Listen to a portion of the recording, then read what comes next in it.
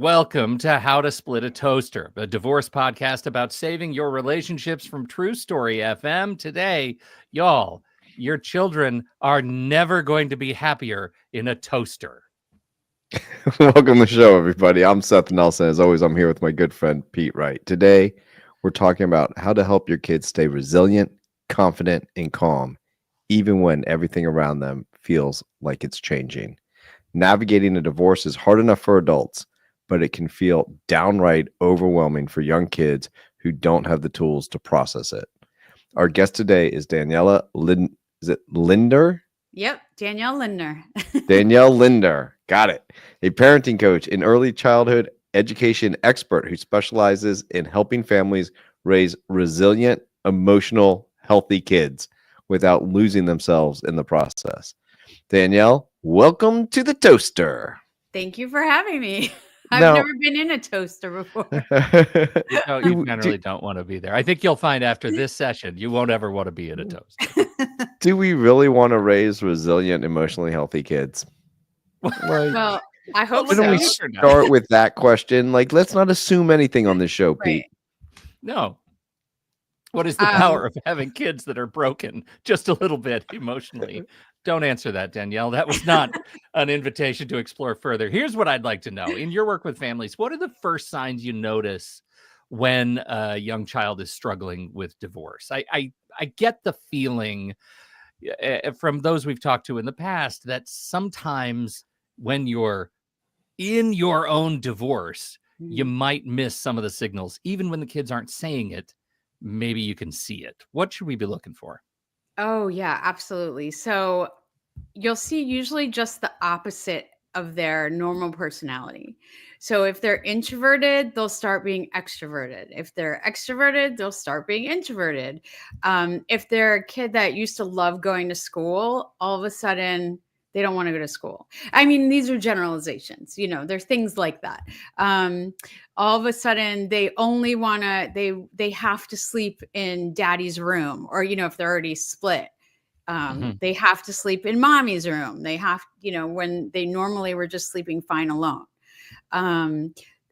Crying, getting really emotional, being overly emotional, getting in arguments at school, getting in fights with other kids at school, even if they're 3 or 4, not listening, being age 3 or 4, not fighting with 3 or 4 right. kids at once. Yes, Bring it on. Age 3 or 4. We teach them to brawl. Yeah, that's okay. Yes. And my parents are going through UFC divorce. camp. This is going to be easy. I'll take you all on. Exactly. Give me a bite guard. Let's go. Yeah. So generally, just those changes, there's those shifts, and you're like, this isn't my kid. You'll be like, this is weird. I think that's so interesting because my default assumption is the kid goes sullen, right? Like it's just dark. I don't know why, because maybe that was me. But the fact that you get an opposite signal, right? That they are the introvert extrovert. I totally. I mean, I can see that. Seth, when you're kiddo, when you divorced, did you see that with him? Because I imagine that would start his stand-up career. So, no, we didn't see, I think, a ton of change. I think part of that, as you know, my former spouse and I get along really well. There was obviously change, but we spent a lot of time in the car talking about. Who's the amateur? Sorry, I wonder. I know it's my phone. It's weird when that happens. So we spent a lot of time kind of having check-ins with them, like, hey, everything okay?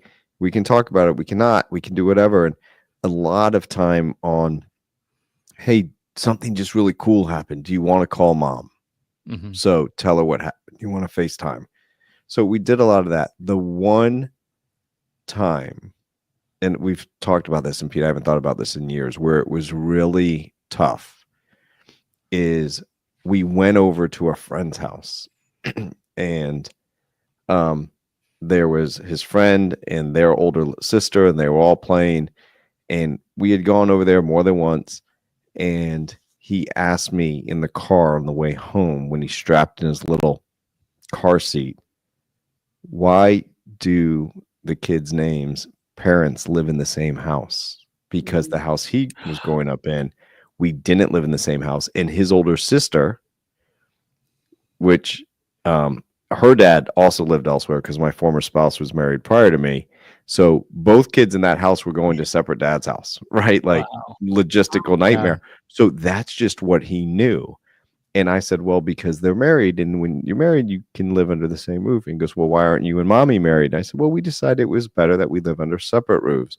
And like this one huge crocodile tear came down.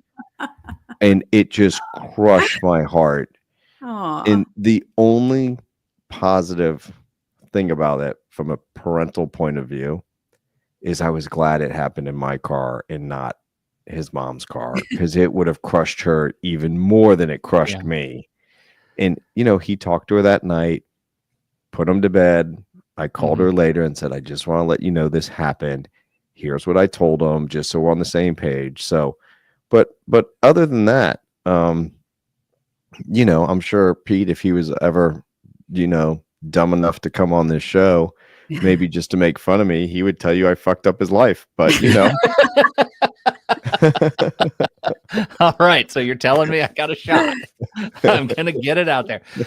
This I think leads to the question about myths around kids and divorce, right? Because we've heard all sides on this show. We've heard kids can be very easily impacted by divorce and can be very troubled by the experience, and we've heard kids are super resilient. They will, you know, if you handle the divorce right, they'll handle the divorce right along with you. Buried in that, are there myths that you find yourself having to debunk? What is the general trend of kids and divorce? Are they as resilient as we like to say they are? Or is that just what you say when you're in the middle of a divorce to make yourself feel better? It's like the sandwich. The teacher always gives you the sandwich. Like, you know, oh, they're so creative, but they're not listening in school, but we love them. You know, it's like trying to make it a little bit like less horrible. But I think the truth is, just like I say to parents who say, oh, I want to be a gentle parent, or I want to be an authoritative parent. I'm like, you can't pick one parent, because every kid is different and every situation is different. And you need to be a lot of different parents at the same time. And I see that too with kids of divorce. So you could have a perfectly amicable divorce, and 20 years later, that kid's like in massive therapy. And you could have a divorce where their parents are fighting like cats and dogs, and they're like totally well adjusted. It didn't affect them at all. So I think it's great. It's better to have an amicable divorce. I think you have a much better chance. And kids are resilient. Some kids are resilient. Some kids aren't resilient. Yeah. And I think it just really depends on the situation. You know, you just don't know. I mean, well, I find it really interesting when you're saying, look, everything seems fine. Yeah. Kids doing well. And then 20 years later, they're like, X happened. Like, do I have that to look forward to? Am I looking forward to that conversation? Well, if they're fine, then they're probably not going to all of a sudden spaz out. You know, there will be some clues about it, but I think it's more that if the parents have a great divorce, but they're not fine all along, even if the parents are doing everything right, and you know, they're really amicable and everybody's kind of nice, but the kid's still struggling.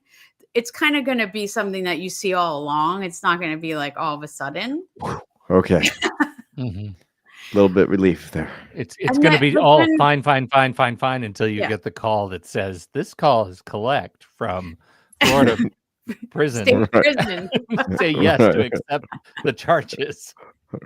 Well, but then you also have those kids that are very introverted, and that, you know, you do need to check in on them. If they do seem fine, you need to do the check-ins like you did, you know, do the check-ins and just make sure that they really are fine, because a lot of kids are just not going to talk about it. Right. And I found in my experiences, when you're talking to kids that don't want to talk to you or about the topic that you want to talk to them about, just quick, hey, I know mom and I aren't living in the same house anymore. How you doing with that concept, and how's everything going? Just give me 1 to 10. 10 is amazing, no problem. 1 is this is absolutely horrible. And then they give you like, oh, it's a 6. You're like, all right, anything we can do to improve it? And it's just an open-ended question, and they might be like, no, and you're like, yeah, I didn't think so, because who cares about the extra 4? I mean, you make a joke, you got to know your kid, but well, if there is, let me know. Happy to work on it. And then you're done, and then you check in with the other parent and you say, look, today they were a 6. Yeah. Right? Yeah. For whatever freaking scale they call a 6, it was a 6. Yeah, you don't need to turn to your kid and say, hey, I think you're probably emotionally struggling and you're probably really worried about the fact that mom and dad are never going to live together again and we're probably going to date new people. Like, that's too much information. So you say and I you're know a 6. parents who have done that, and I'm like, what are you doing? Well, at least you're not saying, so you say you're a 6. Is that your mother's fault? Right. That's Right. going to Right. be important. And that leads us to this, to positive parenting, right? What is positive parenting during a divorce? Is that just, do what Seth does, or is there actually some literature to go along with it?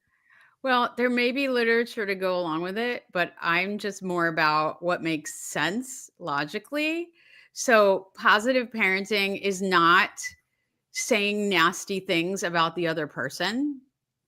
You might really, really dislike your spouse and they might be horrible. I know plenty that are really legitimately horrible, but you can't say that to your kids. So you have to take a positive approach to it.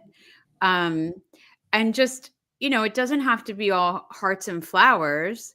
It can be like, look, we just don't get along. We don't see things the same way, but she loves you very much. Put it on how the mom or the dad cares about the child.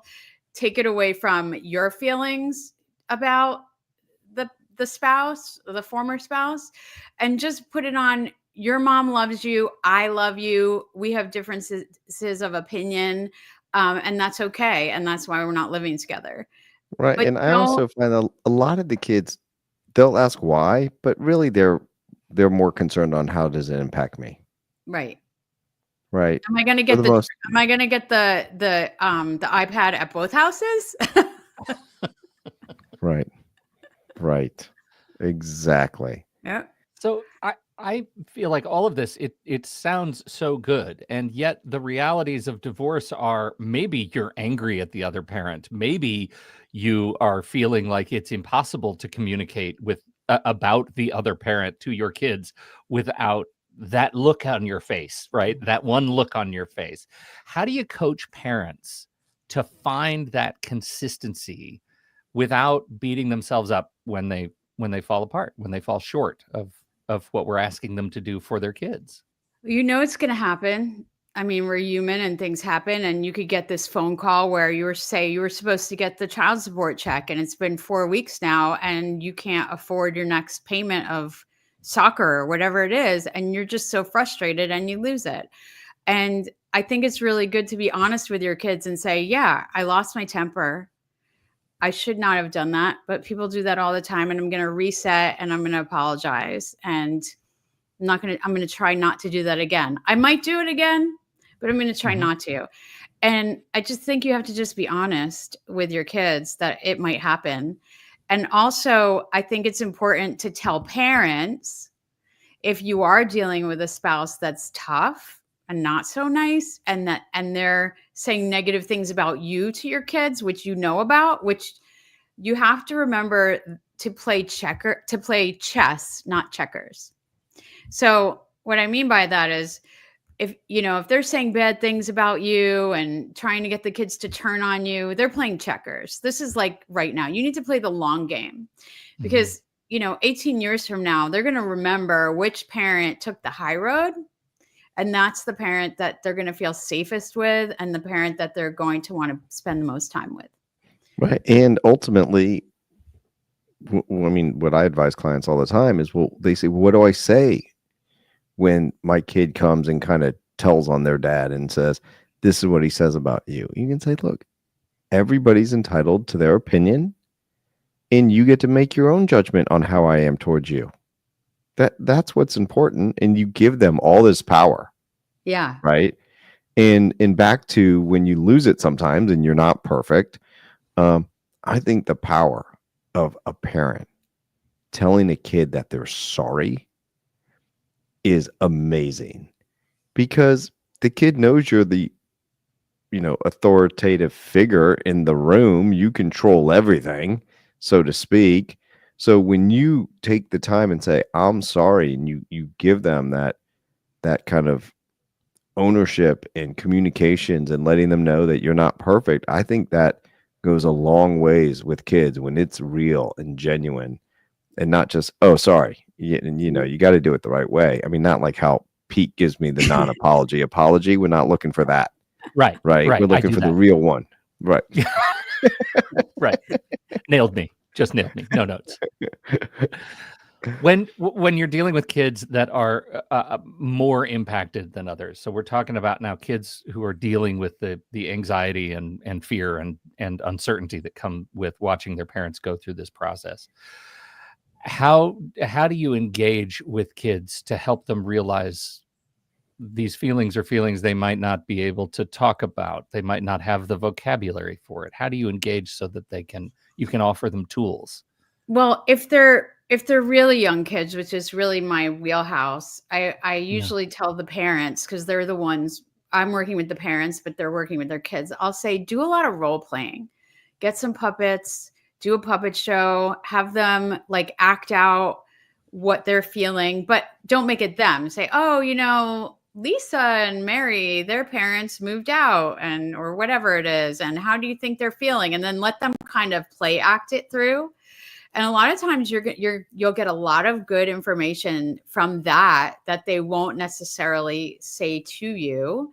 And also, if they are really little and they don't have a lot of language, you can just tell by how they're playing, how they're feeling. And then you can role play a more positive, you can say, well, let's try it like this, and role play a more positive, scenario for them so that they see how it could go. So I try to do that a lot. I also say, get books, read them books about divorce that are positive, that, I wrote one. There you go. We're going to pitch that later, but We'll seems like a good time. Yeah. So, and try and talk about the positive aspects of it. Oh, you're probably going to get 2 iPads. You're going to have 2 cool rooms. You're going to have, the ability, like for my niece and nephew, we made it all about, oh my gosh, you're moving in a new house. That means that Aunt Danielle gets to come and like decorate it with unicorns, and like we got everyone involved to make it special and fun for them, and excited about whatever they could be excited about. And so even though they were dealing with the stress and things, at least there were other things that they thought were positive and cool. And we got them involved, like, oh, you need that's what I was about to say next. You want like your room to look? Yeah. What do you want it to be like? How would you like it? It's a clean slate. You can make it anything you want. It doesn't have to be pink. It doesn't have to be blue. And when they get getting them involved in it's it's helpful. all the ownership of it. It really makes a huge difference. And hey, anything that you want to take to dad's, is there anything that you want to have at both houses? Right. So you can kind of make it similar and stuff. Like all that just goes a huge ways. The other thing that kids can do, especially with their young, is listen to a podcast called How to Split a Toaster, especially where we curse a lot. Started earlier. Yeah. Yeah. Get it started early. Yeah. You want to prepare kids for their own divorce down Right. the road, because by then it's inevitable. You've already Or their messed it up. second or third. Wow. This is terrible, you guys. We're breaking podcasting today. Yeah. Exactly. I've been reading about this concept of scaffolding, right? This idea of building, small sort of supportive steps toward bigger agency for kids, especially younger kids. Talk to me about that. What does that mean? Yeah, so we do that a lot in terms of building them up academically. So, and, just giving them small building blocks. So, when they're 2, you're going to just teach them about who they are, that they're actually a human being. And it's like, it's strange, but until they're 18 months, they don't even know they're a human being. So then they start to realize they are, and you're doing like gross motor stuff and fine motor. And then they get to the next class, and you're going to maybe teach them what a letter is and what a sound is. And then the next class, you're going to teach them about transitioning, and which is a really important skill for divorce, because you're going to be transitioning a lot from one house to another, leaving, maybe you're building this amazing Lego project at dad's, and now, sorry, you have to leave it. We're going to mom. So being able to transition and not have a meltdown is like a really good executive functioning skill for kids. And so we just kind of make it like building blocks. And it's very interesting because sometimes we'll have parents who, because of COVID, their kids were not in school and now they're 4 and they want them in school. And we say they really can't just be popped into a 4s class, because they haven't even gotten the building blocks that they really need to function well as a 4-year-old. And sometimes it's really hard for parents to hear, but I say it's just like building a building. And, if your foundation is crumbling, it's not worth it. Or never was built. Yeah. Or never was built. Yeah. Well, and that gets to, right, we're talking about, we're not just talking about preparing young kids for divorce. We're talking about preparing kids to be emotionally resilient in times of crisis, struggle, and to do so, to figure out how to do so when your executive functioning, set of tools has not been fully developed yet, right? Seems very, very challenging. So, it's interesting because most of the kids that struggle with executive functioning, I'm working with their parents who are struggling with their own executive functioning. And I was just going to say, my executive functioning checks in and out from time to time. I'm not sure I'm the best role model. Yeah. So, and I fall into that too sometimes. But you learn strategies and you get a toolbox. And then, so my strategy, for example, is I have a lot of things during the day. So I use my phone and I set a timer on my phone for alarms to go off, like probably 10 a day, or I might miss a podcast, or I might miss a client call, because you just get distracted by life. I mean, I had to do something the other day, and right in the middle of it, I had 5 minutes to get on a call. My daughter calls from college. There were 2 front teeth. She just fell and lost her 3 front teeth. So things happen, I don't know why you didn't send your kid to college with bubble wrap, but that shit's on you. Yep. I was like, what? Wow. I'm like, all right, well, my alarm just went off, so I will be right back with you. Be back in a minute. So there's enough stress in the world without busting out your front teeth. Yeah. So one of your things, I think, is about Beth.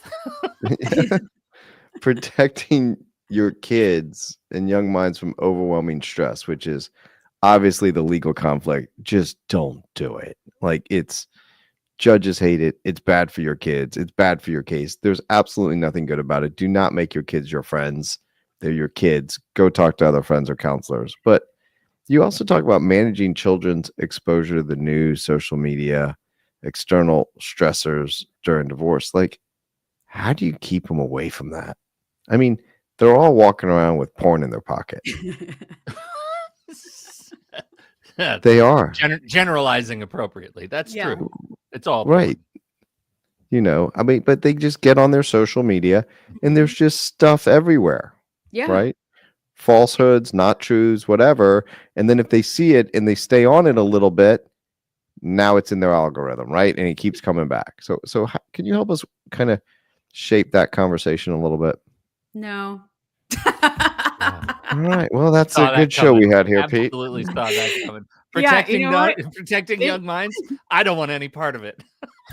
It's really hard. I mean, aside from taking their phones away, which we know we're not going to do if they're, 10 or older, or even 8 or older these days, they're going to get exposed to it. So I think the best thing we can do as parents is do a lot of check-ins. try and keep doing those nightly dinners if you can, even if it's just pizza at a counter, and say, so what'd you see today? What'd you learn today? Did you hear anything interesting? Just try and check in with them as much as you can. And when you know that something huge has happened, like, for example, the plane crash, I think it was in Reagan National Airport, like it was everywhere. And then we had so many kids freaked out to fly because they had heard, they're playing in their toy box and they're hearing about this plane crash and all of these horrible things. And so I say, turn off the TV, bring your child over, and first say to them, oh, did you hear anything on the TV? Because maybe they didn't. And if they didn't, just leave it. Right. Don't mention it. Yeah. But if they did, say, well, what did you hear and how do you feel about it? Don't put the thoughts in their head because maybe it's not as bad as you think. And then just address what they're saying to you and then start, peeling it apart and talking about there were helpers and now, they know what was wrong so they can fix it. So, next time you go, you'll be fine and you're safe with me. I'm keeping you safe.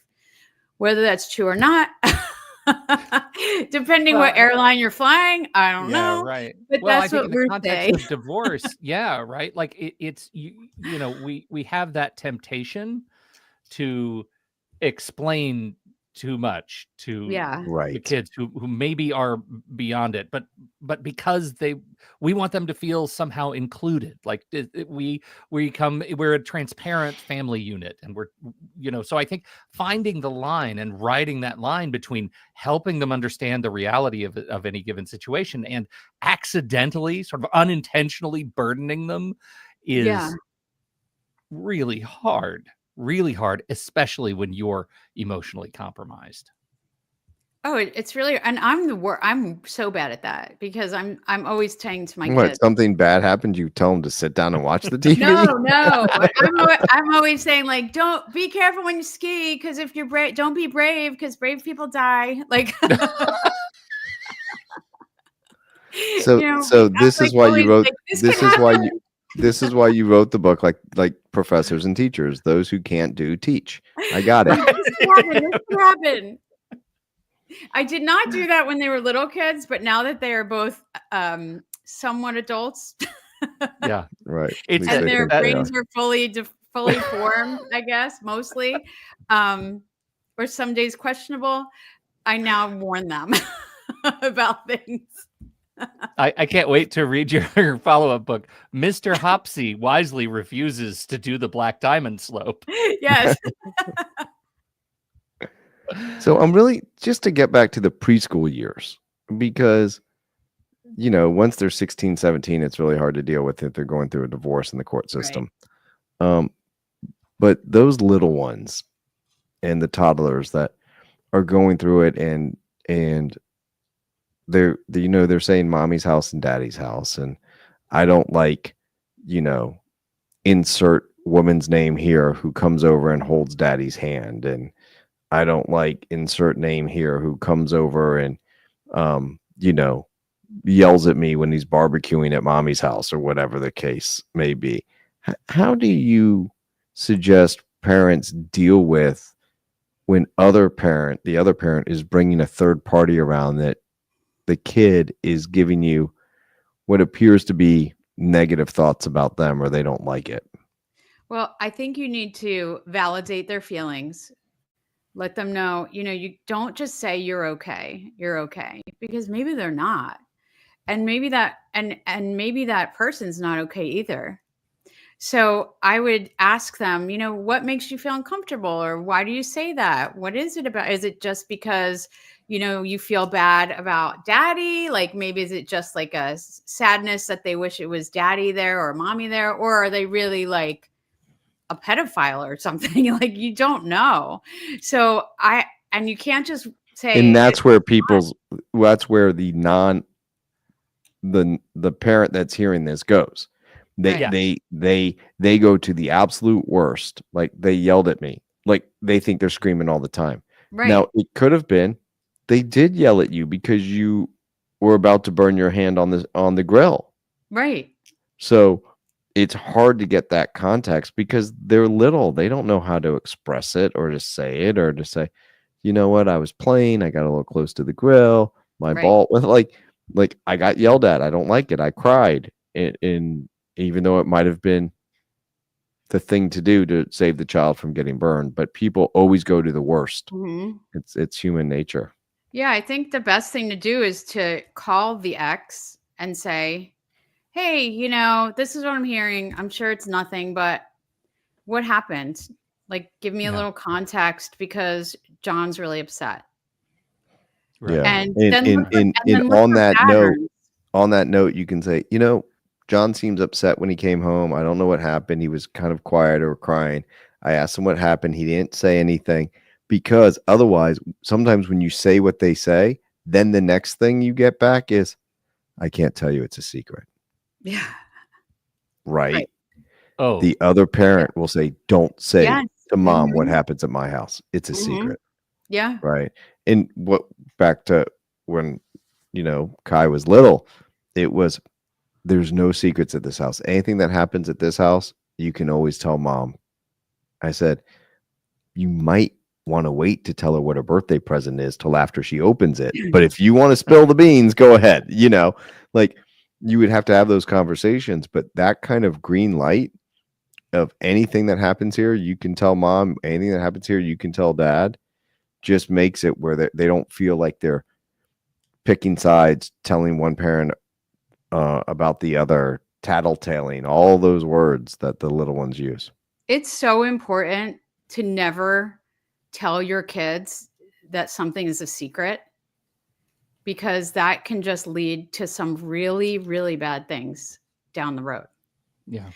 It's like so damaging. So you just hope that the other parent is not going to put that kind of responsibility and false ideas in the child's head because that carries on over to so many things. If they get into an Right. abusive relationship, they'll be like, well, I guess I better not say anything about it. It can be Yeah. much Right. worse than just this little slice of time.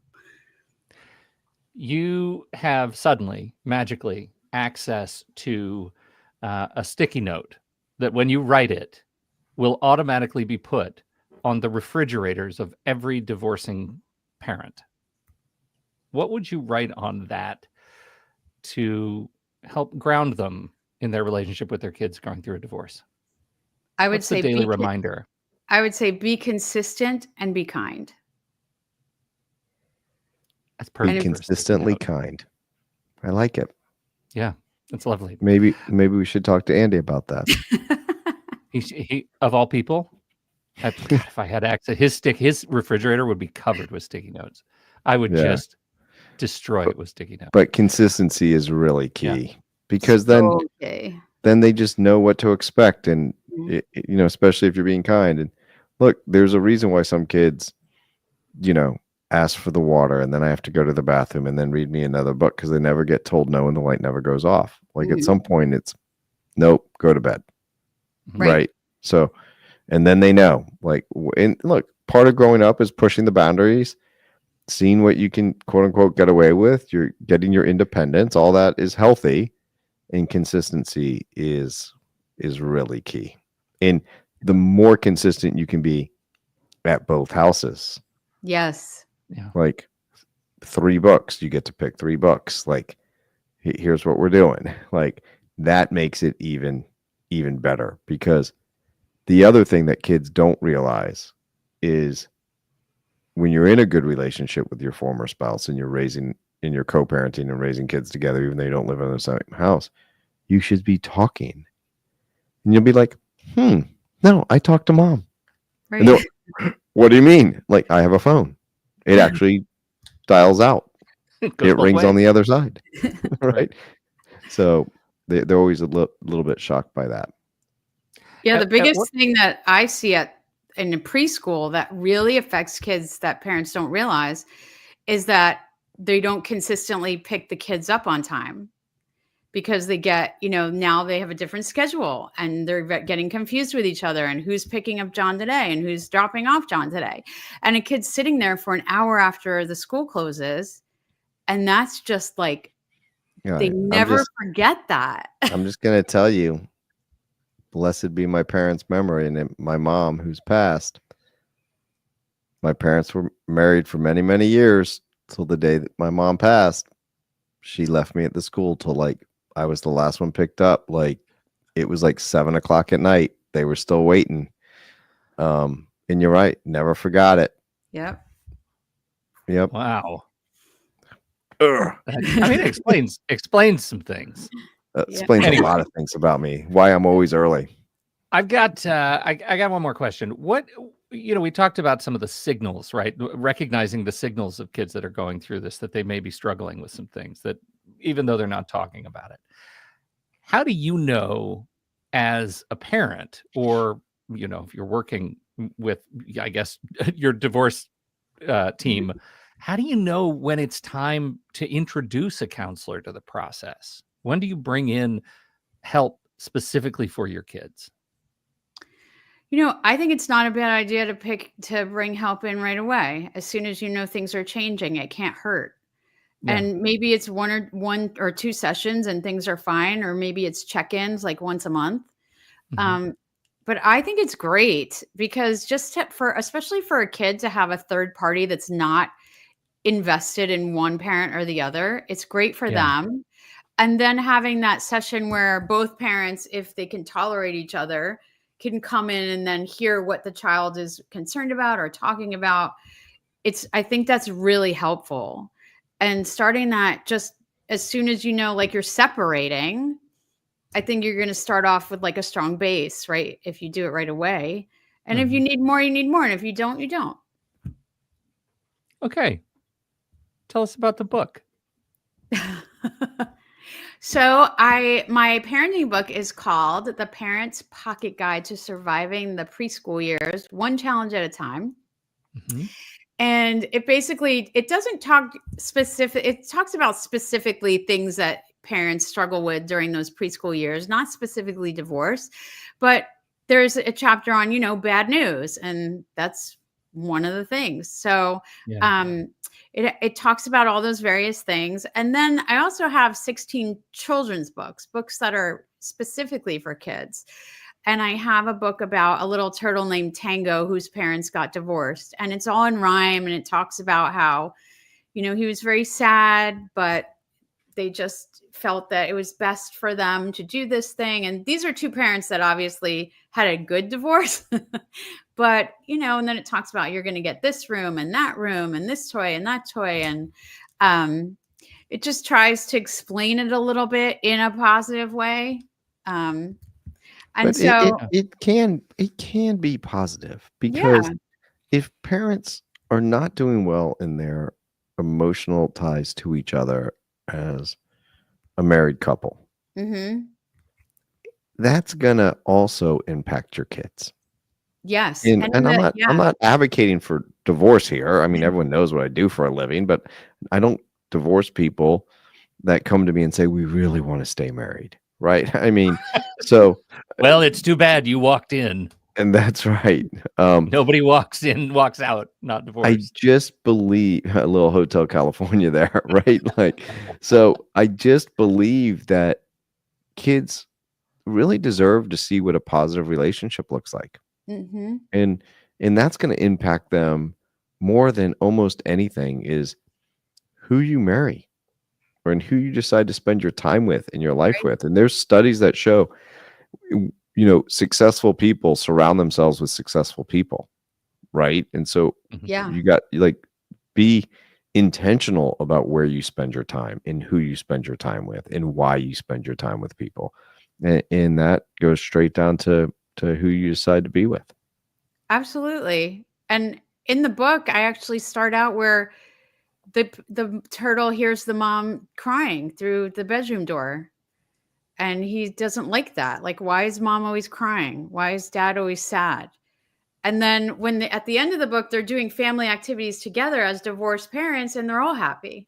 And so right to your point, like no child should live in a home where everybody's sad or angry or yelling all the time, because they're never going to know what they'll think that's what our relationships should be. Right. Do you have any? I want to end on a positive note. Do you have any right off the dome, like the best thing a child has ever said to you about how their parents handled their divorce? Let's see.